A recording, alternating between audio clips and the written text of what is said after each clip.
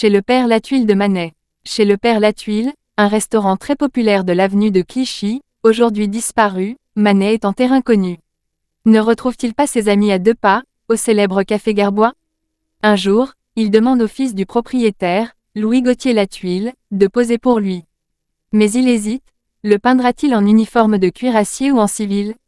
Finalement, il opte pour la seconde solution. Quant à la jeune femme, c'est Judith French, une parente d'Offenbach. Cette toile se situe tout à fait dans la mouvance impressionniste.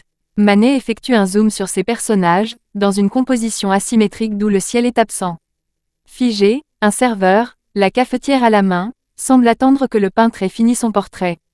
L'harmonie des blancs, des bruns et des verts fait tout le charme de cette peinture en plein air.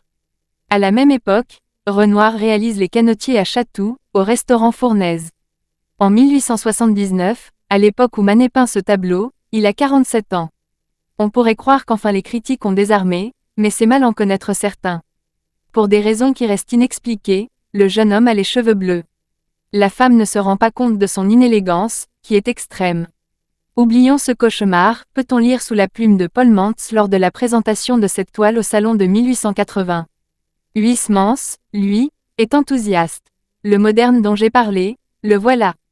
C'est la vie rendue sans emphase, telle qu'elle est. Cette toile faisait partie de la vente posthume organisée par les amis de Manet en février 1884. Achetée par Théodore Duret, critique d'art et collectionneur, dont Manet a réalisé un portrait, elle partit pour 5 000 francs.